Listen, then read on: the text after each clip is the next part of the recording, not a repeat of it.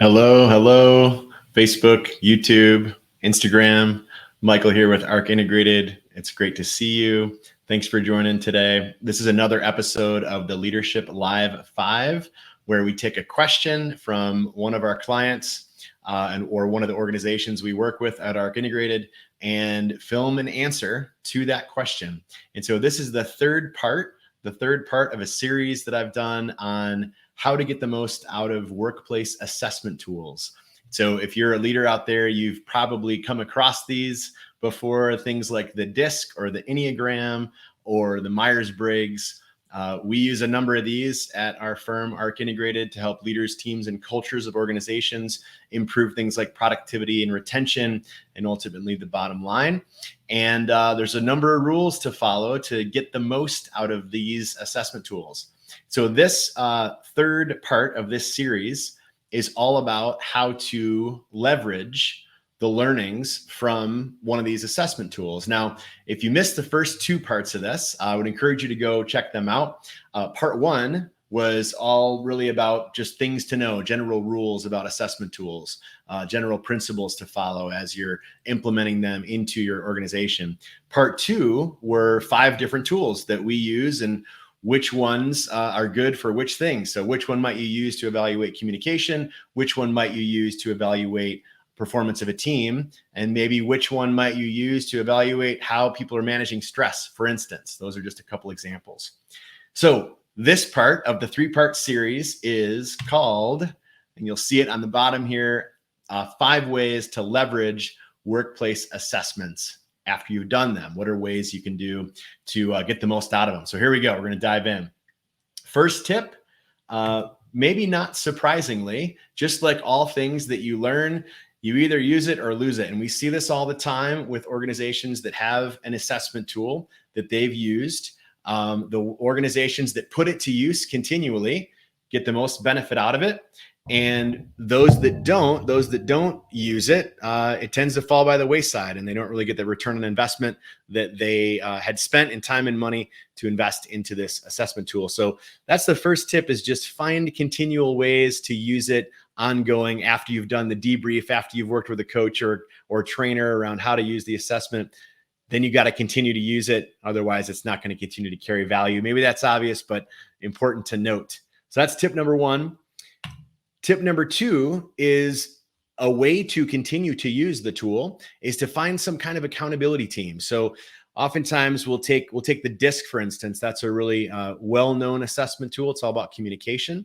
If you haven't seen it, DISC, it's a great tool to understand the different styles of how we communicate with one another and ultimately how that predicts conflict often. With the DISC, a way to continually apply that is to identify key members of your team, call them stakeholders, or torchbearers, right?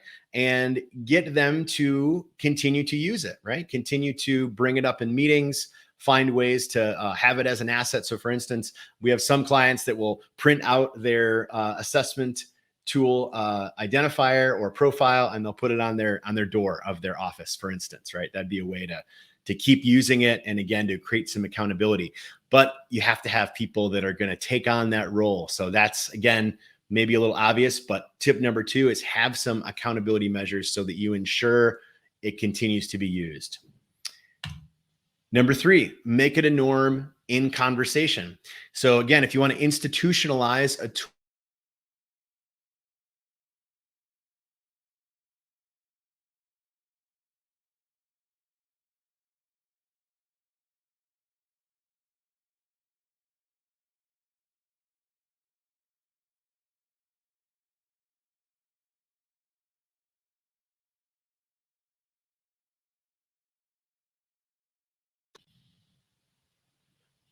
we just lost audio. We're back. All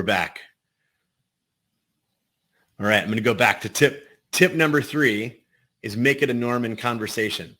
So a way to do that is simply maybe in bringing it up in meetings or bringing up in conversation with colleagues and really asking the question, when have you applied this? Maybe you've used the tool in the context of a customer conversation. Maybe it's been used in the context of solving a conflict. Maybe it's been used in the context of improving a communication. But making it a norm in your conversation and in your dialogue with people is tip number 3. That's how you use it. Tip number 4 is a little debrief tool that we use called the AAR, which stands for After Action Review. And the After Action Review is a simple way to really ask the question, how are we doing since last time we met? And you can apply this really to anything. In this case, we're talking about how do we apply it to the utilization of an assessment tool. And the simple format for an After Action Review is asking the question, what did we do well? What will we do different? What do we do well? What do we learn? And what will we do different?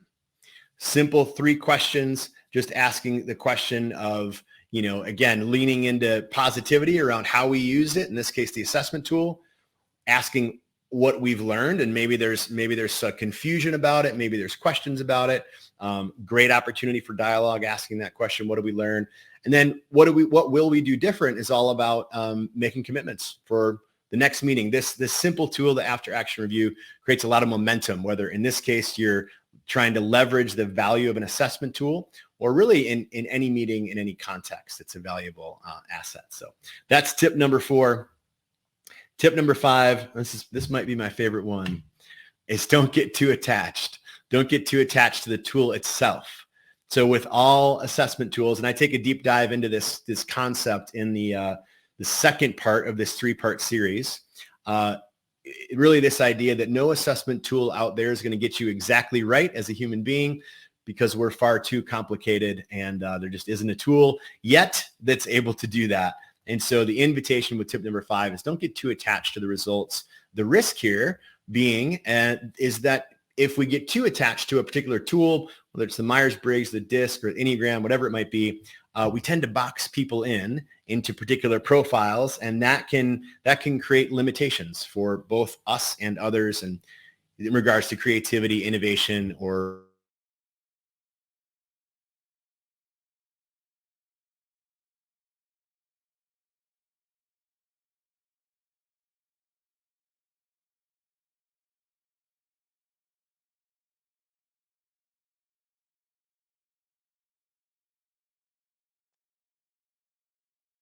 yeah. All right. Okay, I'm going to go over all of these 5 again really quick. Again, this is Leadership Live 5, part 3 of a series around how to get the most out of assessment tools in the workplace.